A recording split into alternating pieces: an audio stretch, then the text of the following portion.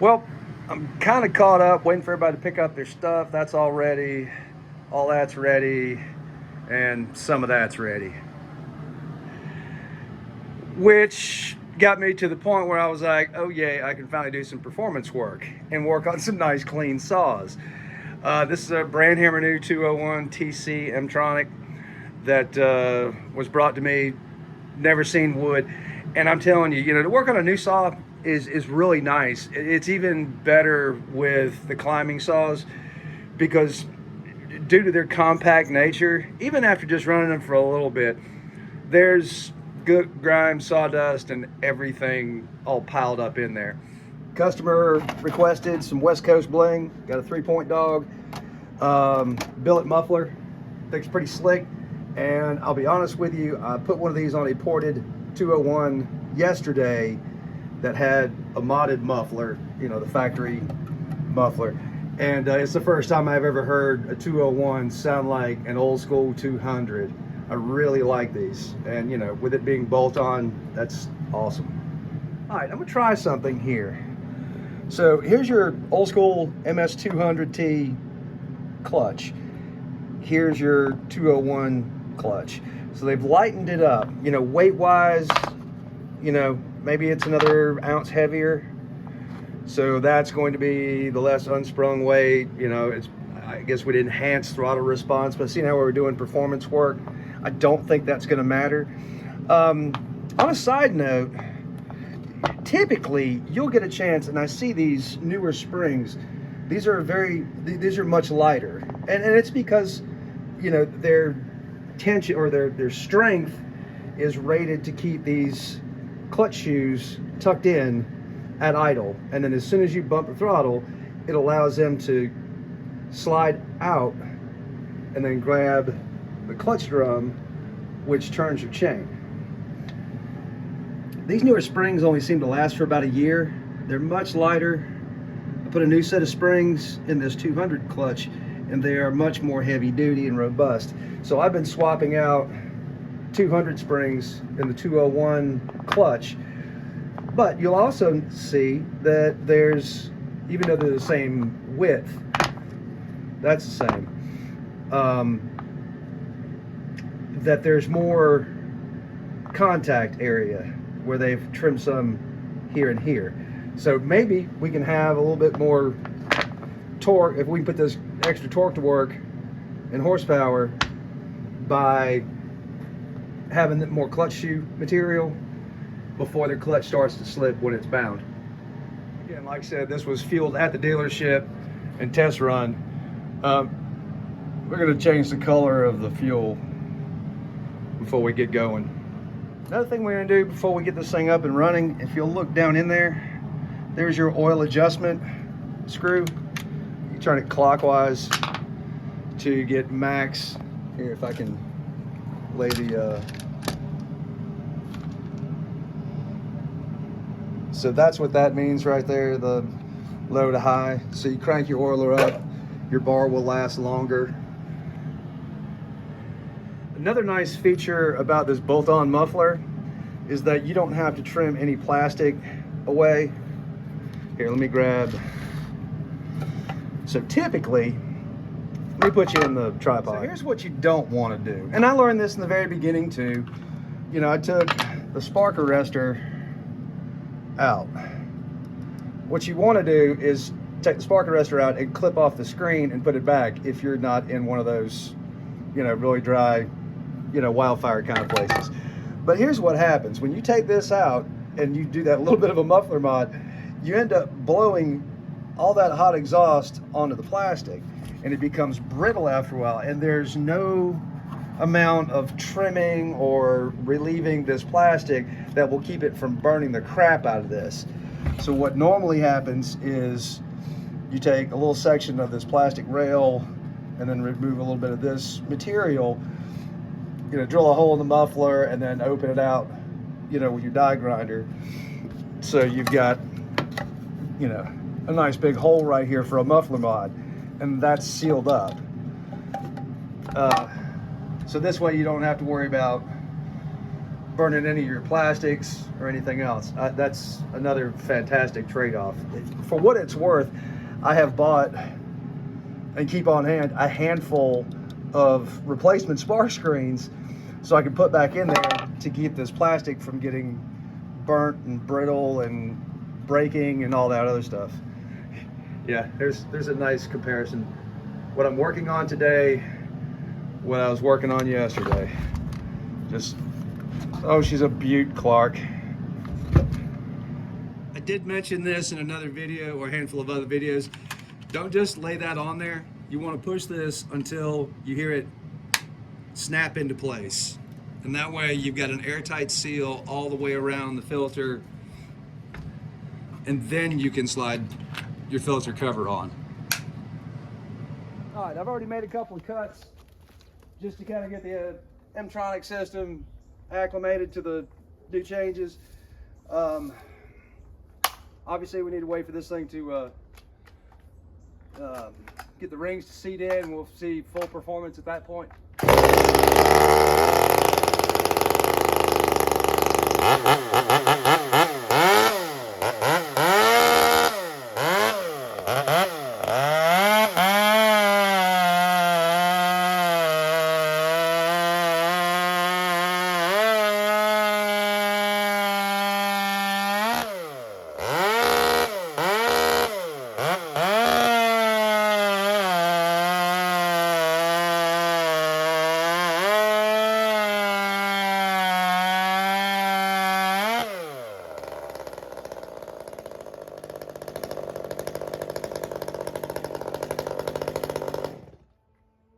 Well, she's a little bit loud. That rang my ears. I didn't have any hearing protection in. All right, so the cutting system, as the professionals say, manufacturers say, so that's steel 63 PS. So you still got a full chisel tooth, no safety bumpers, no nothing. I believe it is the very last where is that? So they make two yellow chains from steel. And again, you'll see on the PS3, it's got a small chamfer on that corner. It just helps stay sharp longer. And I don't see the point with that, because a climbing saw is going to be cutting in clean wood 99% of the time. Then this was kind of an afterthought. I actually have one of the Oregon Nano kits here, and this is for steel. And the reason why I have it just hanging on the shelf is I ordered, well, basically the wrong one. But this is a 16-inch kit. Let's see if I can do that a little bit better. Prices vary wildly on these kits. They're relatively inexpensive from Oregon proper, but some people see a perceived value, because in this kit you get a chain, a clutch drum, and a bar. And I think these can be had for as cheap as like 50 bucks. Some places are charging 75, 80 bucks for it. So just, shop it around. And the kit for the steel is, there's your part number right there. Sometimes it's easier to find, 614381.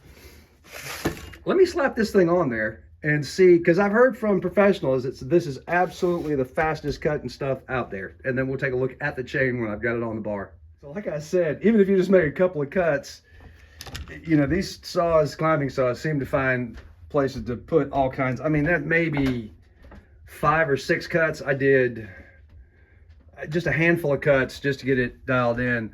I have a feeling the saw might run a little bit cooler with this little tiny muffler on there now.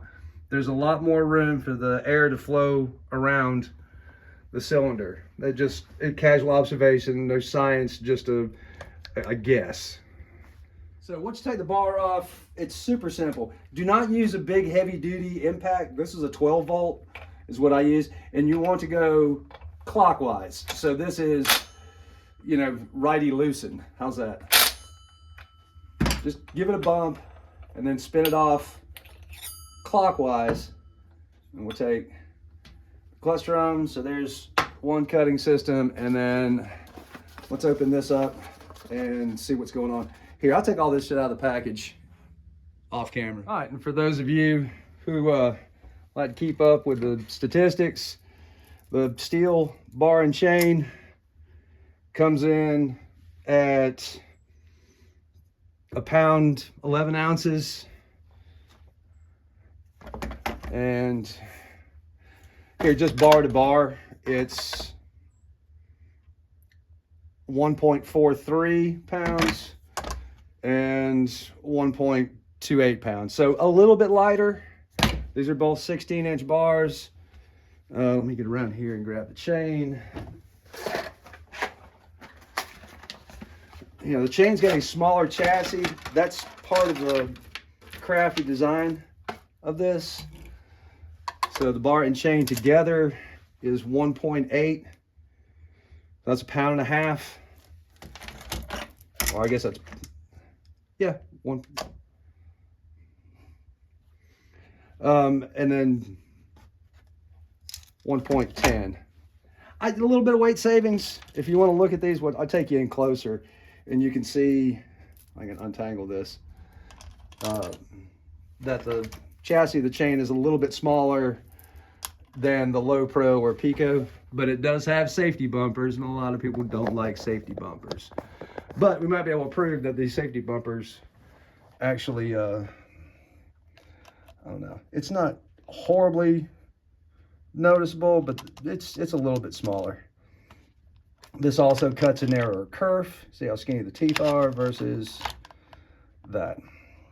So if you're cutting less wood, you can cut faster, or less kerf.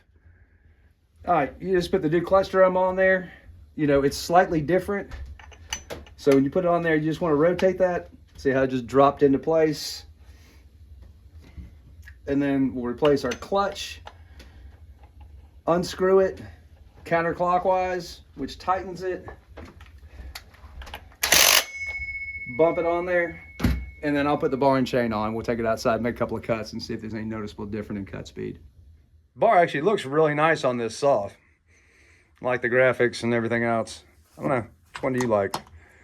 You like some colors and a little bit of graffiti and whatever? Or... Okay, same stick of wood, obviously. That's cherry that I'm cutting.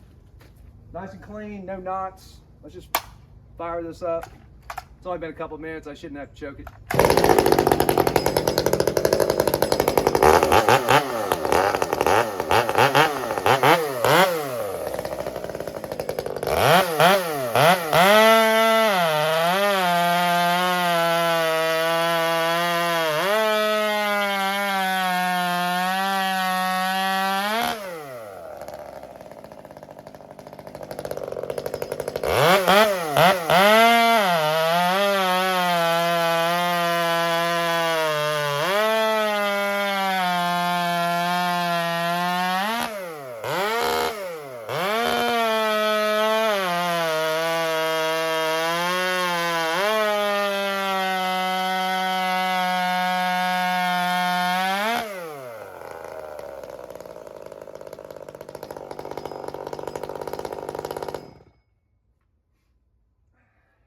I don't know, I didn't notice a huge amount of speed gain.